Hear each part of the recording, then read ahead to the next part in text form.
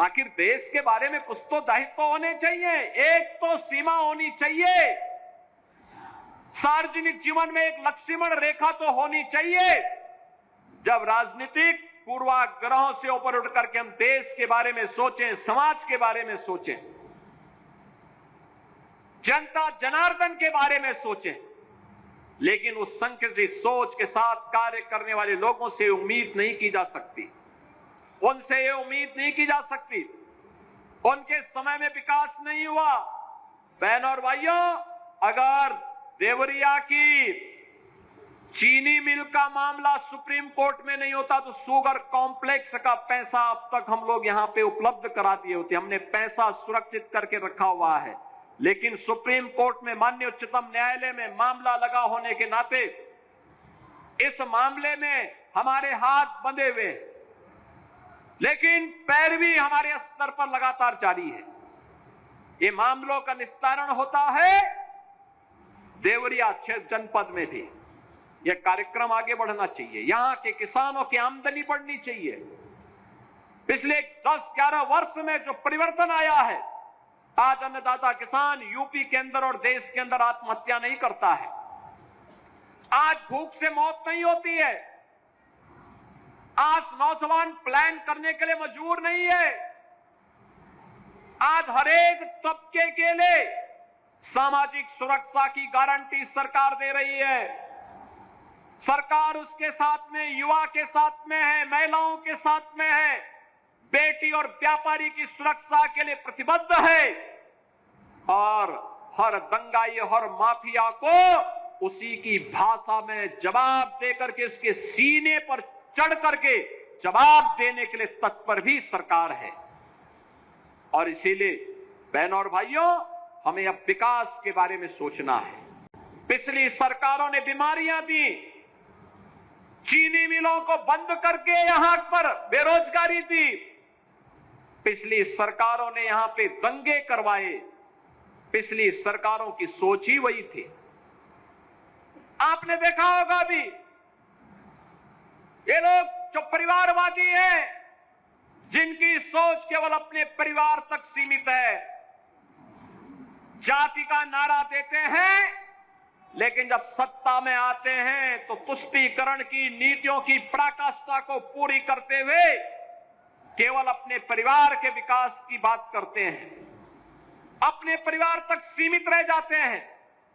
आपने देखा होगा जब 22 अप्रैल को पहलगांव में पर्यटकों पर हमला हुआ था, आतंकी हमला हुआ था, समाजवादी पार्टी के नेताओं के बयान, किस किस प्रकार के बयान आते हैं, ये पता लगाने में ही कठिनाई होती है कभी कभी कि ये समाजवादी पार्टी के नेता बयान दे रहे हैं या कोई पाकिस्तान का प्रवक्ता बयान दे रहा है।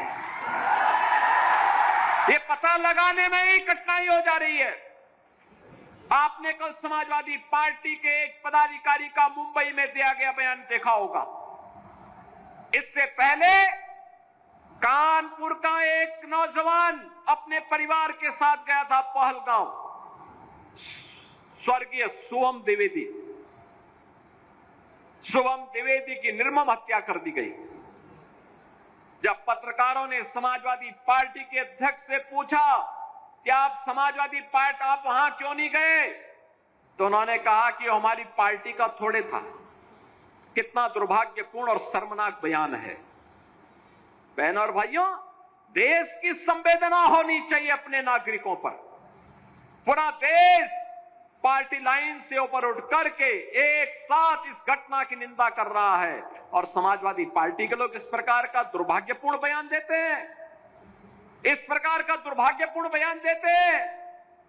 पहलगांव की घटना में उनका एक राष्ट्रीय महासचिव बयान देता है, कहता हिंदू ने हिंदू को मारा है, यानी पाकिस्तान को क्लीन चिट देने की कुत्सित चेष्टा।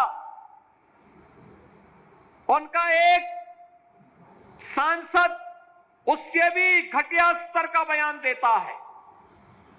बहनों और भाइयों, जब भी जातिवाद की राजनीति होगी, जब भी विभाजनकारी राजनीति होगी, तो तुष्टीकरण की पराकाष्ठा को पार करते हुए आपकी सुरक्षा के साथ ऐसे ही खिलवाड़ करने का कुत्सित प्रयास करेंगे जैसे वर्तमान में कुछ कांग्रेस के नेता और समाजवादी पार्टी के नेता कर रहे हैं। हमें एक स्वर से निंदा करनी चाहिए।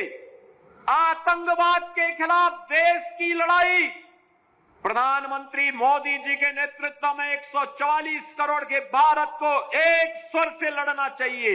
एक स्वर से प्रधानमंत्री मोदी जी के नेतृत्व में आतंकवाद का नेस्तनाबूद करने के संकल्प के साथ आगे बढ़ना चाहिए। ये संकल्प के साथ अगर हम आगे बढ़ेंगे तो जैसे 10 वर्ष में आपने देश से आतंकवाद को, नक्सलवाद को, उग्रवाद को समाप्त होते हुए देखा होगा, ऐसे ही जो थोड़े तत्व अब सिर उठाने का प्रयास कर रहे हैं, इनके भी जहन्नुम में जाने के दिन बहुत शीघ्र सामने दिखाई देंगे।